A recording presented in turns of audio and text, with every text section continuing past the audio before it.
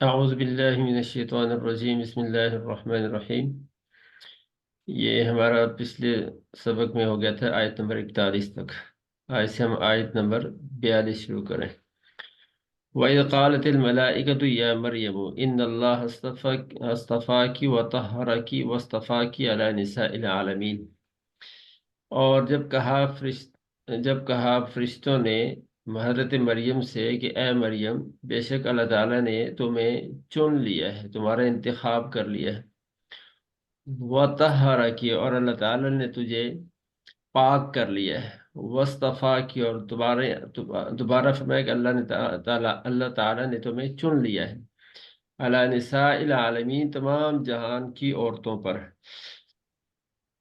تو پہلے رکوع میں ابتداً جو سورہ آل عمران کا جو رکوع چل رہا ہے، اس میں شروع میں حضرت مریم کی پیدائش کا تذکرہ تھا اور ان کی تربیت کا، اس کے بعد حضرت زکریا اور حضرت یحییٰ علیہ السلام کا ہو گیا۔ اب دوبارہ حضرت مریم اور حضرت عیسیٰ علیہ السلام کا تذکرہ اللہ تعالیٰ دوبارہ شروع فرمانے، اور ان دونوں میں جو پہلے حضرت عیسیٰ علیہ السلام کی والدہ یعنی حضرت مریم کی فضیلت بیان ہو رہی ہے یہاں۔ تو اللہ تعالیٰ فرمانے، جب فرشتوں نے ان سے کہا کہ اے مریم، اللہ تعالیٰ نے تمہیں چن لیا ہے۔ اب کس اعتبار سے چن لیا ہے؟ تو ایک ہی شروع سے ہی اللہ تعالیٰ نے تمہارا انتخاب کیا ہے اور تمہارے ساتھ مہربانی والا معاملہ فرمایا، اور تمہیں اللہ تعالیٰ نے ان تمام لڑکوں پر بھی فوقیت دی ہے جو بیت المقدس کی خدمت کے لیے آزاد کیے جاتے تھے۔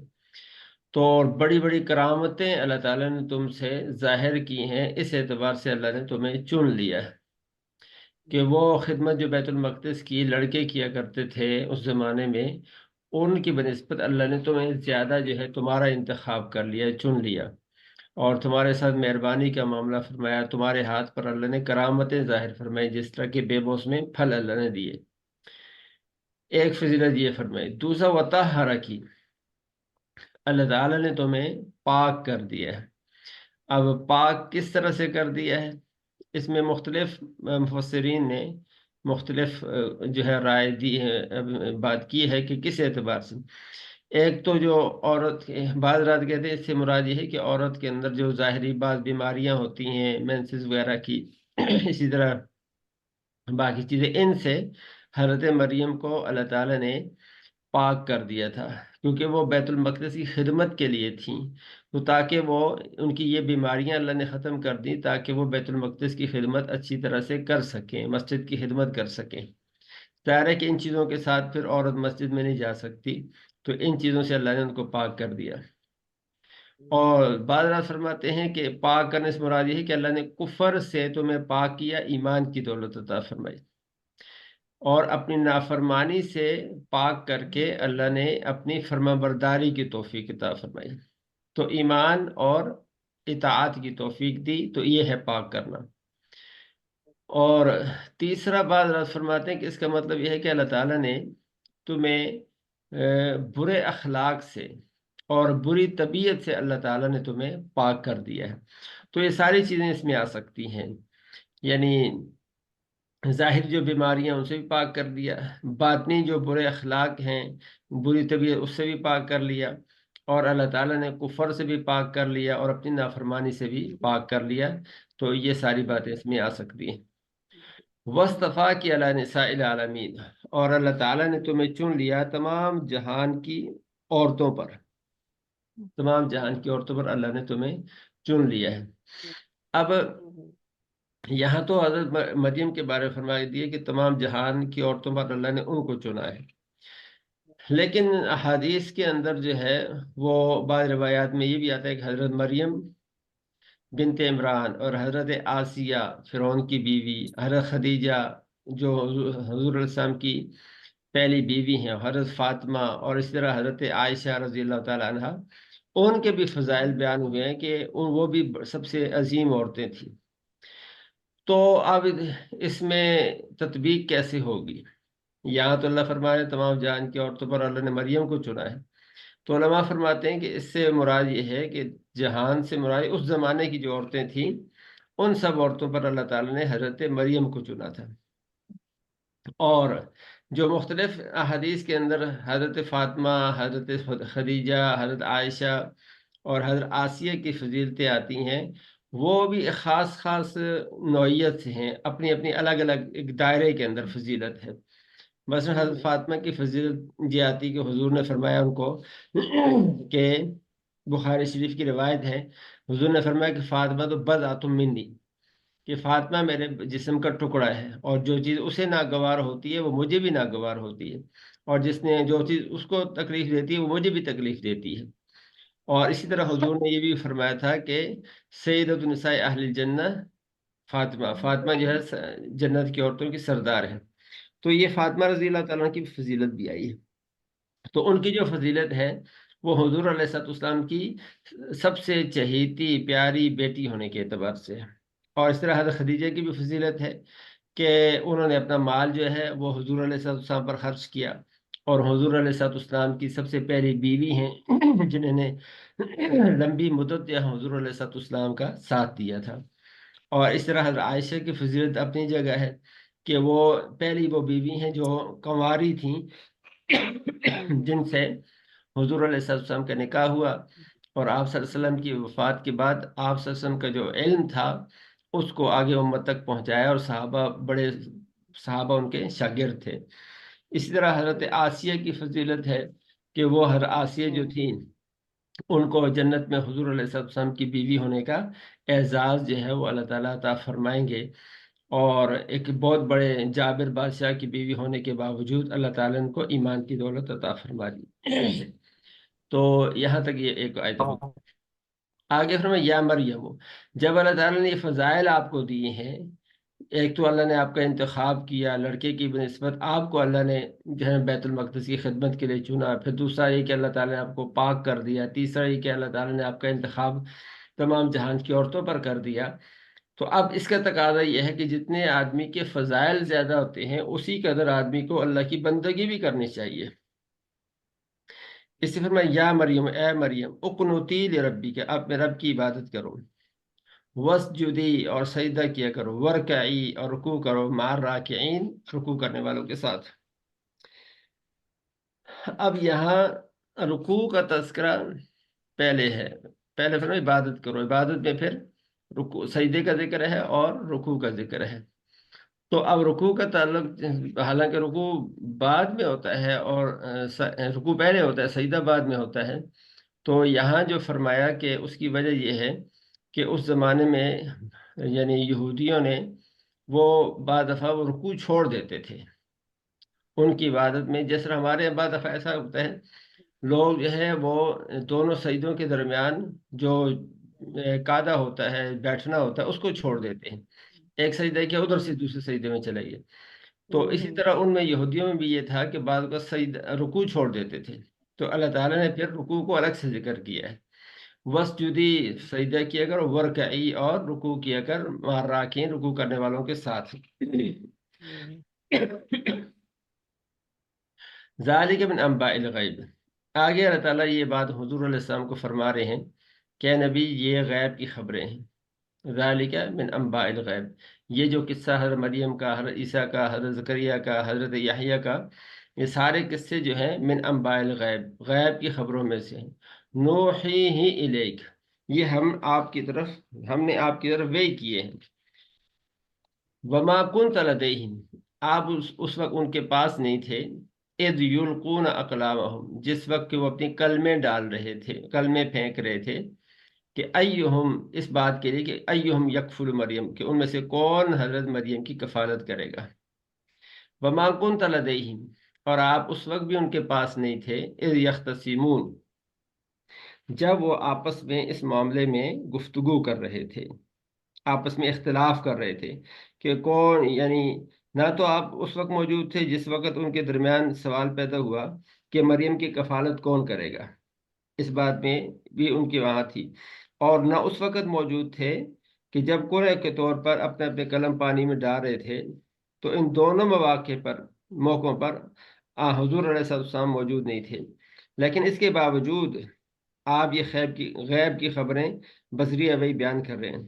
اب یہ جو آیت ہے اس میں بتانا یہ مقصود ہے کہ یہ جو واقعات آپ بیان کر رہے ہیں، حضرت مریم کا واقعہ، حضرت عیسیٰ کا، حضرت زکریا کا، اور اسی طرح حضرت یحییٰ کا واقعہ، یہ واقعہ تو آپ سے سینکڑوں سال پہلے ہو چکے ہیں، اور آپ تک ان کے پہنچنے کا کوئی راستہ نہیں ہے، کسی سے آپ نے سیکھے نہیں ہیں، کسی کتاب میں نہیں پڑھے، سوائے اس کے کہ اللہ تعالیٰ نے آپ پر وحی بھیجی ہے۔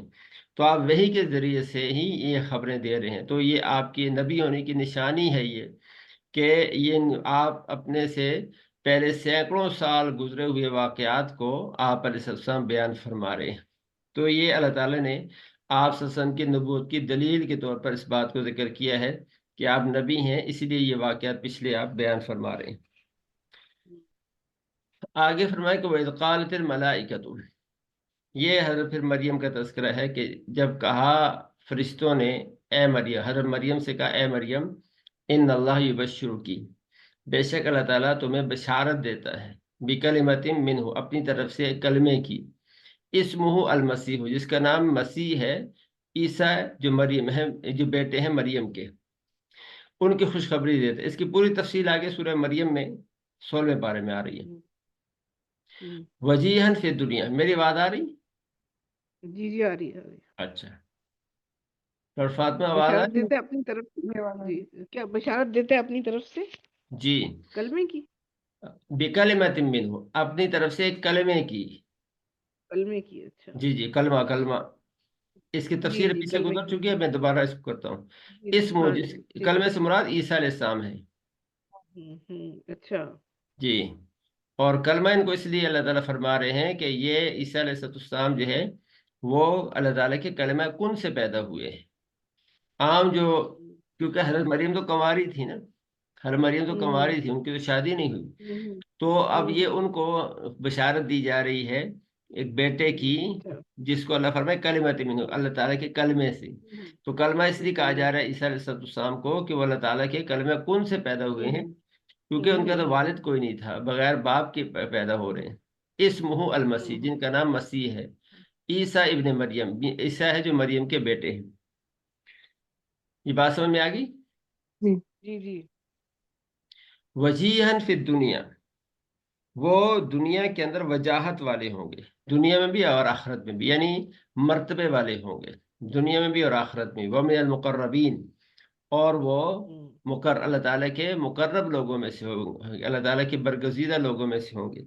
تو دنیا میں بھی کیونکہ لوگ ظاہر ہے کہ وہ اللہ تعالیٰ کو نبی بنائے گا، نبوت عطا فرمائے گا، تو نبوت کے لحاظ سے لوگوں میں اللہ تعالیٰ ان کو اونچا مقام و مرتبہ عطا فرمائے گا، وجاہت عطا فرمائے گا، عزت و احترام والے ہوں گے وہ، اور آخرت میں بھی اپنی امت کے لوگوں کے لیے شفاعت کرنے والے ہوں گے، اور جنت کے اعلیٰ مراتب کے لحاظ سے بھی وہ باقی امت سے بلند ہوں گے۔ اس لیے فرمایا کہ دنیا میں بھی وہ وجاہت والے ہوں گے، مرتبے والے ہوں گے، اور آخرت میں بھی ہوں گے، اور مقربین میں سے بھی ہوں گے۔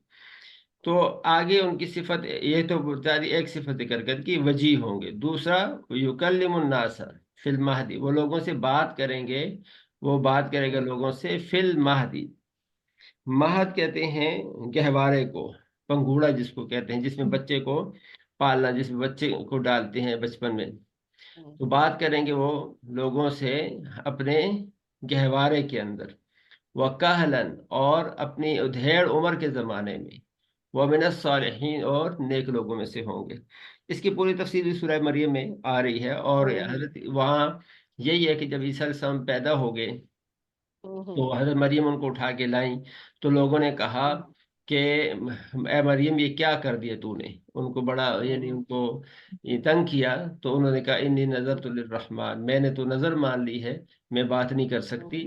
اور پھر انہوں نے عیسیٰ علیہ السلام جو بچے تھے ابھی اور ایک تھوڑی دیر کے پیدا ہوئے تھے، ان کی طرف اشارہ کیا، تو وہ عیسیٰ علیہ السلام اپنی ماں کی گود کے اندر ہی حضرت مریم کی گود میں بول پڑے، انی عبداللہ، میں اللہ کا بندہ ہوں، اللہ تعالیٰ مجھے نبی بنائے گا، اور اللہ تعالیٰ مجھے کتاب دے گا۔ انہوں نے اپنا پورا تعارف جو ہے وہ کرا دیا تھا، یہ اسی کی طرف اشارہ ہے کہ وہ گود میں بات کریں گے۔ وَكَهْلًا، اور بڑی عمر کے ہو کر بھی، کہل کہتے ہیں، کہول کہتے ہیں ادھیڑ عمر کو، یعنی 40-50 سال کا زمانہ جو ہوتا ہے اس کو کہل کہتے ہیں۔ وَمِنَ الصَّالِحِينَ، اور نیک لوگوں میں سے ہوں گے۔ تو اب یہ بھی دلیل ہے کہ عیسیٰ علیہ السلام جو یہودی کہتے ہیں کہ ہم نے ان کو قتل کر دیا، اس کی تفصیل آگے آ رہی ہے اگلے رکوع میں. تو کیونکہ اب بچپن میں تو انہوں نے بات کی ہے، اور پھر 33 سال 30 سال کی عمر میں تو ان کو اللہ نے آسمانوں پر اٹھا لیا. اب جو وہ بڑی عمر میں آ کے بات کریں گے تو وہ دوبارہ آئیں گے تو بات کریں گے. وہ من الصالحین، نیک لوگوں میں سے ہوں گے. قالت رب انا یکون لی ولد، حضرت مریم نے حیران ہو کے کہا کہ اے میرے رب، انا یکون لی ولد، کیسے ہوگا میرے ہاں بچہ، لڑکا کیسے ہوگا. ولم یمسسنی بشر، اور کسی بشر نے مجھے ہاتھ تک نہیں لگایا، چھوا تک نہیں، ٹچ نہیں کیا، تو پھر بچہ کیسے ہوگا. ظاہر ہے کہ حضرت زکریا علیہ السلام تو ظاہر ہے کہ وہ مرد تھے، ان کی بیوی بھی موجود تھی، میاں بیوی تو تھے، اگرچہ بوڑھے ہو چکے تھے، اور بڑھاپے میں اولاد کا ہونا بھی ایک عجیب بات تھی. لیکن یہاں زیادہ عجیب بات تھی حضرت مریم کی کہ یہ تو ابھی کنواری تھیں، اور ان کا تو کسی سے نکاح نہیں ہوا تھا، اور نیک صالحہ بھی تھیں، تو پھر بچہ کیسے ہو سکتا ہے. اس لیے وہ حیران ہو گئی اور کہا کہ مجھے بچہ کیسے ہوگا جبکہ مجھے کسی نے چھوا نہیں مرد نے. قال کذالک، تو اب وہ بھی کیونکہ اللہ کی ولیہ تھیں، نبی تو نہیں تھیں کیونکہ کوئی عورت نبی نہیں ہوئی، تو انہوں نے جو کہا کہ انا یکون، بچہ کیسے ہوگا، ان کو بھی اللہ کی قدرت میں تو شک نہیں تھا. تو بات یہ یعنی سوال یہ کر سکتی تھیں کہ آیا میری شادی ہوگی، نکاح ہوگا، اور اس کے بعد بچہ ہوگا، یا اسی کنوارے ہونے ہی کی حالت میں ہو جائے گا. تو اس کا جواب اللہ تعالیٰ نے یاد دیا، قال کذالک، اللہ تعالیٰ نے فرمایا کہ اسی طرح سے ہوگا، یعنی ایسے ہی کنوارے پن میں ہی بچہ ہوگا. اللہ یخلق ما یشاء، اللہ تعالیٰ جو چاہتا ہے وہ پیدا کر دیتا ہے. اذا قضا امرا، جب وہ کسی کام کا فیصلہ کر لیتا ہے، قضا کا معنی فیصلہ کرنا، کسی کام کا فیصلہ کر لیتا ہے، فإنما يقول له كن فيكون، تو اللہ اس کام کو کہتا ہے ہو جا، کن ہو جا، فیکون وہ ہو جاتا ہے. تو اس کے لیے کسی وہ اسباب کا محتاج نہیں ہے، اسباب کے بغیر بھی اللہ تعالیٰ ہی کرتا ہے، اور اس کے تو ارادے کا نام موجود ہے، اور وہ کسی کلمہ کن کہنے کی بھی اس کو حاجت نہیں ہے. تو انسانوں کے اعتبار سے ہے کہ انسان کو سمجھانے کے اللہ فرماتے ہیں کہ اللہ کن کہتا تو ہو جاتا ہے. آگے عیسیٰ علیہ السلام کی اور خوبی بیان کر رہے ہیں، وَيُعَلِّمُهُ الْكِتَابَ، اور اللہ تعالیٰ ان کو کتاب سکھائے گا. کتاب سکھائے گا، کتاب سے مراد بعض رات فرماتے ہیں اس سے مراد یہ ہے کہ اللہ تعالیٰ ان کو کتابت سکھائے گا، رائٹنگ، لکھنا. کتاب کا معنی کتاب بھی ہوتا ہے اور کتاب کا معنی لکھنا بھی ہوتا ہے. تو اللہ تعالیٰ ان کو لکھنے کا فن یعنی رائٹنگ کا فن اللہ ان کو سکھائے گا.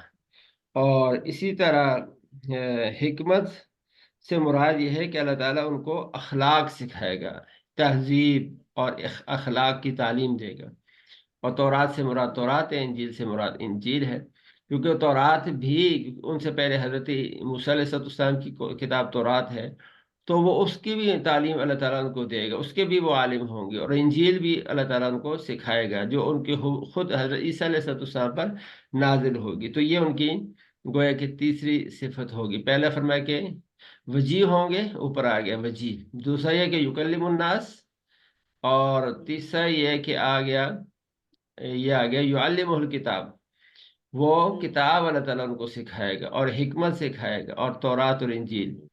اور آگے چوتھا یہ فرمایا رسولا الی بنی اسرائیل، وہ بنی اسرائیل کی طرف پیغمبر بھی ہوں گے. تو یہ اللہ تعالیٰ نے ان کی صفات ذکر کر دی. آگے انی کا جئتکم، اور ساتھ وہ یہ بھی کہیں گے اپنی قوم سے، بنی اسرائیل سے کہیں گے کہ جئتکم بآیۃ من ربکم، کہ میں تمہارے پاس ایک نشانی لے کر آیا ہوں تمہارے رب کی طرف سے، یعنی معجزات لے کر آیا ہوں. ہر نبی کو اللہ تعالیٰ جو ہے جب کوئی اللہ کسی کو نبی بناتا ہے تو نبی کے ہاتھ پر اللہ تعالیٰ معجزات بھی ظاہر فرماتے ہیں.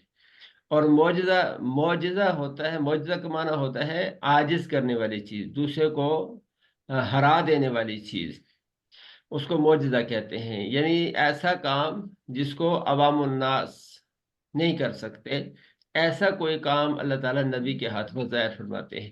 اور اس میں ایک بات یہ بھی ذرا توجہ کی ہے کہ جس زمانے میں جس چیز کی جو چیز ترقی میں ہوتی ہے یا جس چیز کا رواج ہوتا ہے، اسی چیز میں اللہ تعالیٰ نبی کو باقی انسانوں پر فوقیت دے دیتے ہیں.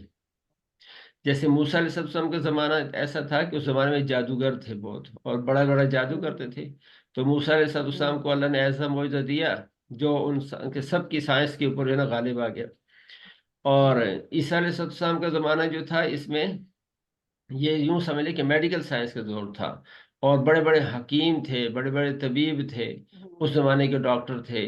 تو اب اللہ تعالیٰ نے عیسیٰ علیہ السلام کو جو معجزہ دیا ان سب سے اوپر کا دے دیا، اسی کا تذکرہ ہے کہ انی اخلق لکم، اللہ تعالیٰ نے مجھے یہ ایک نشانی دی ہے، معجزہ دی کہ انی اخلق لکم من الطین، کہ میں بناتا ہوں تمہارے لیے من الطین، تین کہتے ہیں گارے کو، گارے کا ہیئت طیر، پرندے کی شکل کا، گارے سے پرندے کی شکل کا بناتا ہوں، فانفخ فیہ، پھر میں اس میں پھونک مارتا ہوں، فیکون طیرا باذن اللہ، تو پھر وہ پرندہ ہو جاتا ہے اللہ تعالیٰ کے حکم سے۔ تو حضرت عیسیٰ علیہ السلام ایسے ہی کرتے تھے، گارے سے، مٹی سے ایک پرندے کی شکل بناتے تھے، اور پھر اس میں پھونک مارتے تھے تو وہ زندہ پرندہ بن جاتا تھا، پرندہ بن کے اڑنے لگ جاتا تھا، چلنے لگ جاتا تھا۔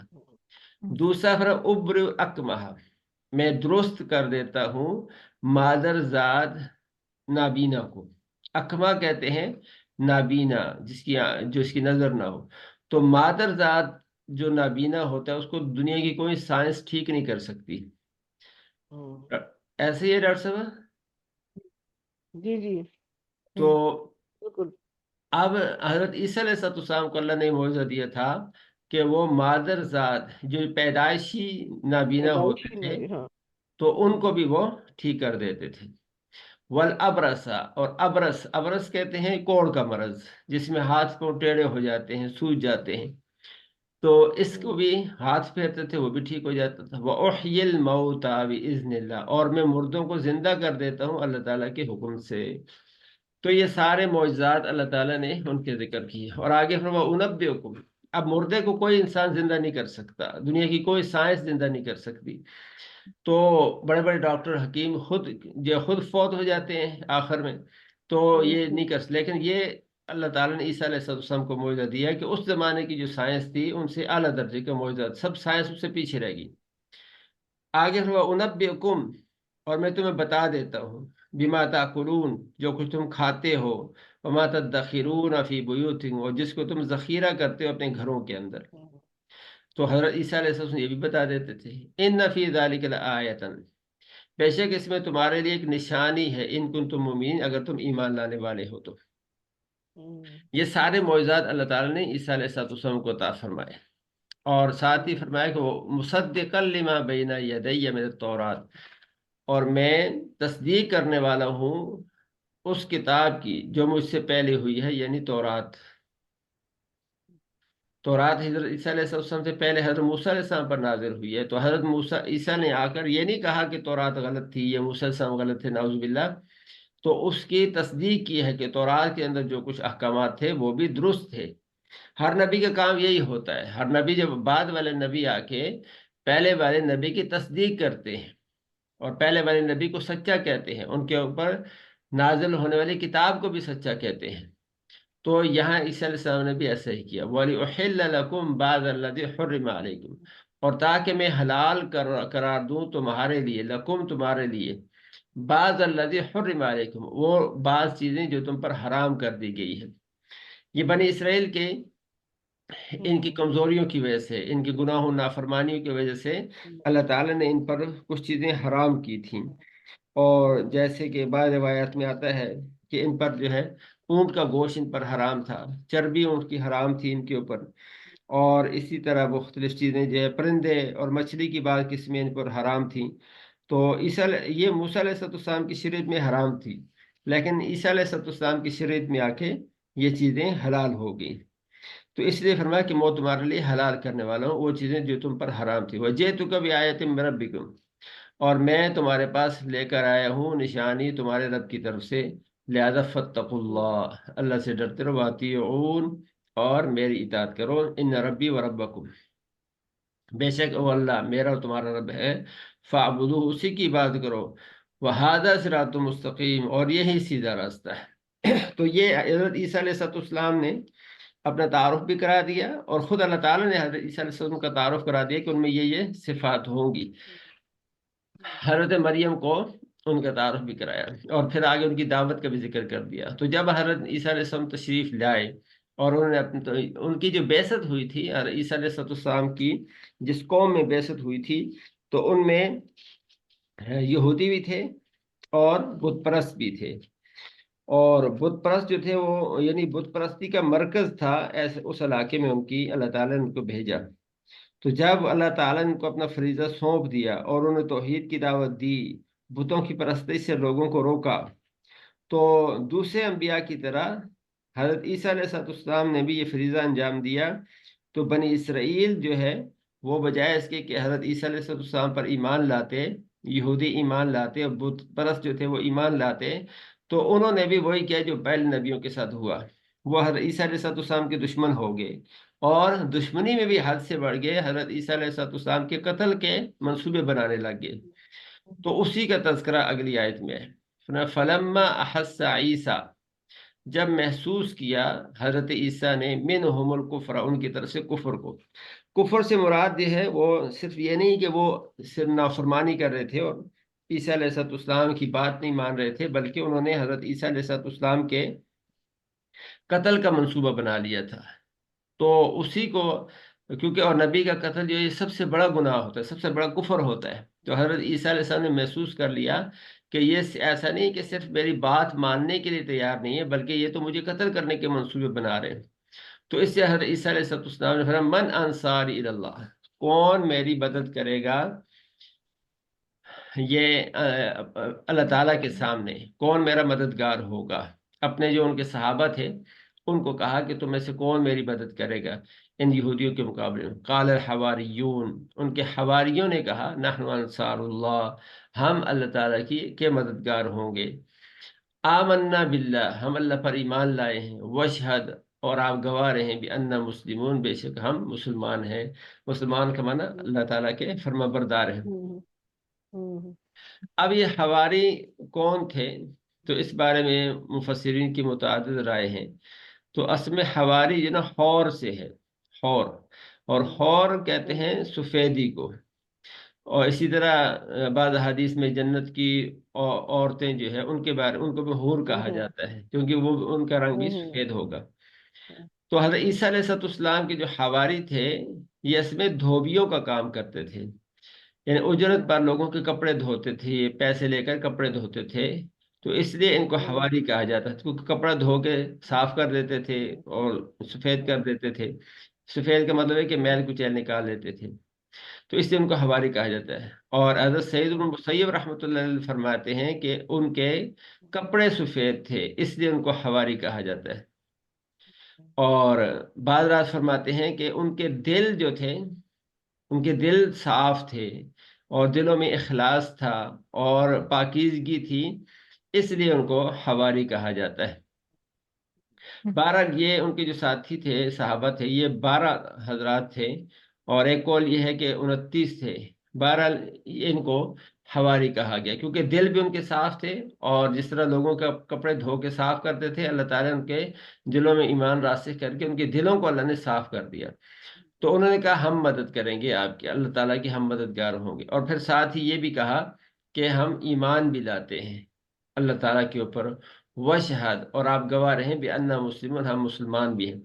مسلمان کا مطلب ہے کہ ہم فرما بردار ہیں، یعنی صرف ایسا نہیں کہ صرف آدمی عقیدہ ٹھیک کر لے ایمان لے آئے، بلکہ عقیدہ اور ایمان لانے کے ساتھ ساتھ مسلمان کا مطلب یہ ہے کہ مسلمون یہ اسلام سے ہے، اور اسلام کا معنی ہوتا ہے اللہ تعالیٰ کے سامنے فرما بردار ہو جانا، اسی سے اسلام بھی ہے۔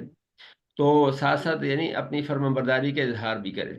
پھر انہوں نے اللہ تعالیٰ سے بھی اس کی دعا مانگ لی، اس کا بھی ذکر ہے، ربنا آمنا، اے ہمارا رب ہم ایمان لے آئے، بما انزلتا، اس پر جو آپ نے اتارا ہے، یعنی تورات انجیل، اس پر ہم ایمان لے آئے، واتبعنا رسول، اور ہم نے آپ کے اس رسول کی بھی پیروی کر لی، یعنی عیسیٰ علیہ السلام کی، فاکتبنا مع الشاہدین، اے اللہ ہمیں حق کی گواہی دینے والوں کے ساتھ شامل کر دیں۔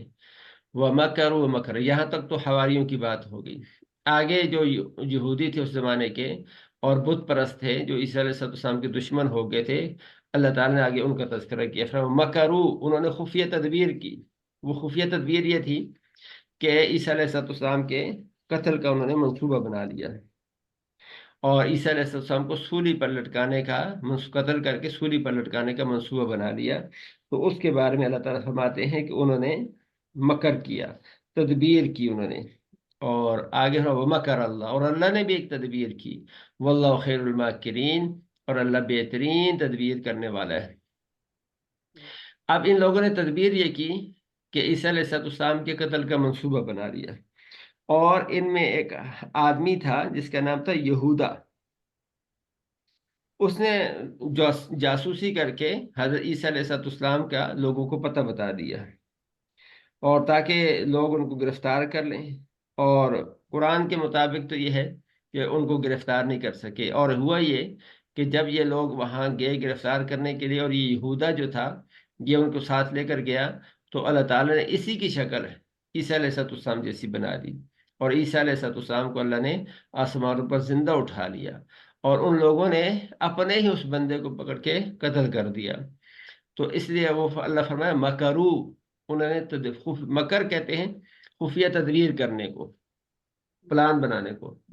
تو اللہ فرمایا انہوں نے بھی ایک پلان بنایا، وہ مکر اللہ، اور اللہ نے بھی ایک پلان بنایا. واللہ خیر الماکرین، اور اللہ تعالیٰ بہترین تدبیر کرنے والا ہے. ان کی تدبیر فیل ہو گئی، اور اللہ کی تدبیر جو ہے وہ کامیاب ہو گئی، اور اللہ تعالیٰ نے عیسیٰ علیہ السلام کو زندہ آسمانوں پہ اوپر اٹھا لیا. آگے اسی کا تذکرہ اگلے رکوع میں شروع ہوگا، وہ انشاءاللہ کل کریں گے انشاءاللہ. ٹھیک ہے ڈاکٹر صاحب؟ جی ٹھیک ٹھیک ہے. اللہ کرے. جی چلیں انشاءاللہ. جزاک اللہ. اللہ حافظ. السلام علیکم. وعلیکم السلام.